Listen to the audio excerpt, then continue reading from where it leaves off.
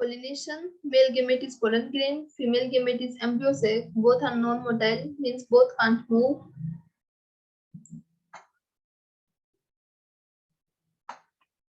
Let's see the flowchart of a pollination. There are two types, self-pollination and cross-pollination.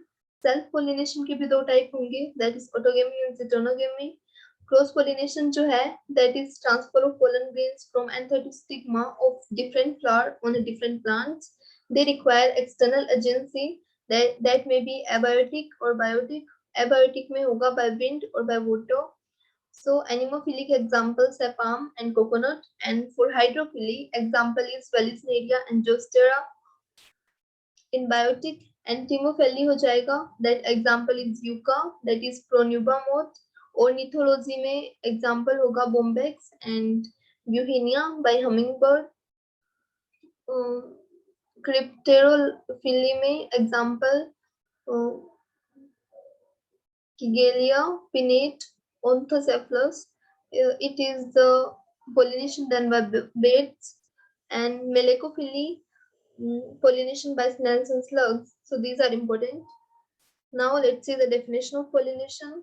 Transfer of pollen grains that shed from the anther to the stigma of a pistil is called as pollination. अब कितने type के होते हैं pollination? Depending upon the source of pollen, that is autogamy, zytonogamy and xenogamy. Autogamy जो है वो same plant में होगा एंड सेम फ्लावर में होगा and it require Synchrony of pollen release and stigma receptivity.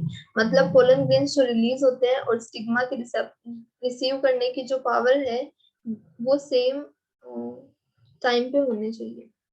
Types of flowers are chesmogamous that are open flowers and calistogamous are closed flowers. Chesmogamous का example is Voila, Oxalis and Camelina. And cleistogamous जो है इनमें कोई भी chance नहीं होता cross pollination का because they don't open at all. Assured seed set होगा even in the absence of pollinators. इसका डिसएडवांटेज क्या होगा? Inbreeding depression. zytonogamy same plant में होगा बट इट में transfer pollen grain from anther to the stigma of another flower. Functionally ये cross pollination है but genetically it is similar to autogamy. Xenogamy is transfer of pollen grain that are genetically different from anther to the stigma of another plant.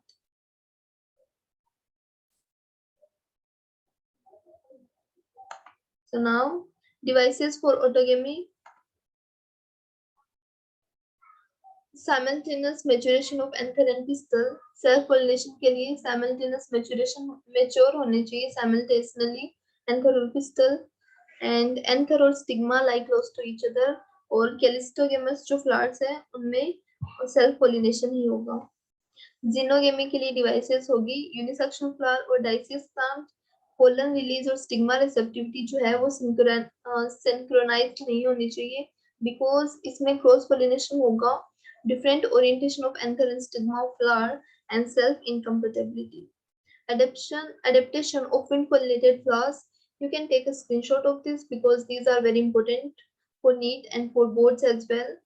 So pollen grains जो है वो light और non sticky होंगे because अगर wind में sticky pollen grains होंगे तो वो कहीं भी चिपक जाएंगे. Well exposed anther होगा, large feathery stigma होगा, flowers जो है they will be arranged as inflorescence और single ovules होंगी. Adaptation of water pollinated flowers seen in submerged flowers like Vallisneria, Hadrilla and Zostera. Zostera is example of seagrasses. Vallisneria में क्या होगा? Male flower जो है वो रिलीज करेगा pollen grain को ऑन अ वाटर सरफेस और जो फीमेल फ्लावर वो जो पोलन ग्रेन है वो फीमेल फ्लावर तक जाएगा on the surface for reaches the surface for pollination. अब ऐसे केस में क्या होगा? जो मेल पोलन ग्रेन्स जो होंगे वो ज्यादा होंगे नंबर में so that अगर थोड़ा बहुत लॉस भी हो जाए तो थोड़े जो pollen grains है वो फीमेल फ्लावर तक पहुंच जाए. In seagrasses, pollen grains are long, ribbon-like and carried passively to the submerged female flowers और mucilage coated pollen grains होंगे. Adaptation in insect pollinated flowers. Flowers are large, they brightly colored होंगी. So color को देख के जो है insect attract होंगे color से और nectar से and fragrance से. Sticky pollen and stigmatic surface होगा. provide rewards to animal pollinators such as nectar, food, pollen, or provide safe place for laying eggs.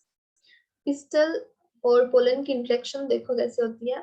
First of all, there will be a recognition of compatible pollen.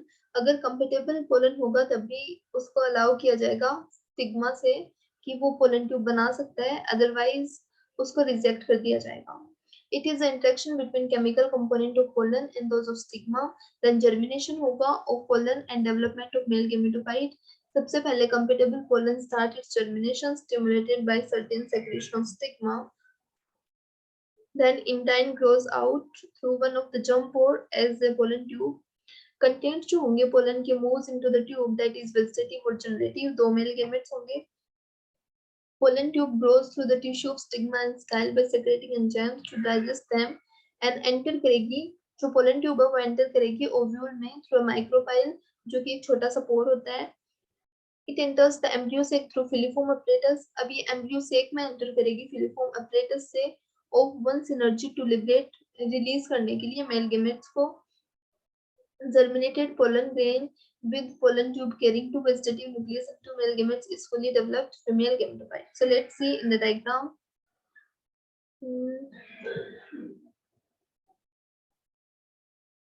Now double fertilization में क्या होगा? सबसे पहले दो mail gamete release किए जाएंगे in the cytoplasm of synergid. एक जो है वो जाइगोट के मेल के एग सेल के साथ फ्यूज करेगा और फर्टिलाइजेशन करेगा and then it form a zygote that will be diploid और जो जाइगोट है वो डेवलप हो जाएगा एम्ब्रियो में. अब जो सेकंड मेल गेमेट है वो पोलर न्यूक्लिया के पास जाएगा एंड उससे फ्यूज करेगा और PEN बनाएगा दैट इज ट्रिप्लोइड. अब जो ट्रिप्लोइड फ्यूजन और सिरगेमी जो साथ में होते हैं उनको हम बोलते हैं डबल फर्टिलाइजेशन. अब जो PEN जो है वो डेवलप हो जाएगा. प्री एंडोस्पर्म न्यूक्लियस जो है वो डेवलप हो जाएगा एंडोस्पर्म में. एंडोस्पर्म जो है वो पहले बन जाता है ताकि वो जाइगोट जो है उसको या एम्ब्रियो को न्यूट्रिशन प्रोवाइड कर सके. सो पोस्ट फर्टिलाइजेशन इवेंट्स क्या होंगे? Development of endosperm, development of embryo और मैच्योरेशन जो होता है ओव्यूल का सीड में और ओवेरी का फ्रूट में. So let's see endosperm. It precedes embryo development, मतलब ये एम्ब्रियो डेवलपमेंट से पहले हो जाता है इसका डेवलपमेंट. और there are three methods of embryo development, nuclear, cellular और हेलोबियल. न्यूक्लियर टाइप में क्या होगा? PEN divide mitotically without cytokinesis और एंडोस्पर्म फ्री न्यूक्लियर होगा. Then cell wall formation start होगा. It provide food to the developing embryo. In if endosperm, अगर endosperm completely utilize कर लेगा एम्ब्रियो तो फिर उसको नॉन एल्बुमिनस सीड बोलेंगे. अगर कंप्लीटली यूटिलाइज नहीं कर पाएगा एम्ब्रियो तो उसको एल्बुमिनस सीड बोलेंगे. नाउ एम्ब्रियो डेवलपमेंट, यहाँ पे ओव्यूल की स्ट्रक्चर है and developing seed is there or mature seed is there. So embryo it start after certain embryo formation. Zygote जो है वो डेवलप होगा माइटोटिकली, देन वो प्रो एम्ब्रियो बनाएगा, फिर वो ग्लोबुलर शेप की स्ट्रक्चर बनाएगा and then heart shape, then horseshoe shaped and then mature embryo में कन्वर्ट हो जाएगा जिसमें क्या होंगे एक या दो से ज्यादा कोटिलिडन होंगे. So let's see in the diagram. यहाँ पे क्या हुआ? First of all yeah, this is the globular structure, this is heart shape, then torpedo and then curled cotyledon is there.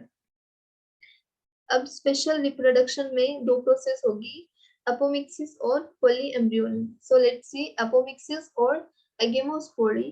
That is seed जो है without fertilisation develop हो जाते हैं, उस प्रोसेस को हम बोलते हैं अपोमिक्सिस.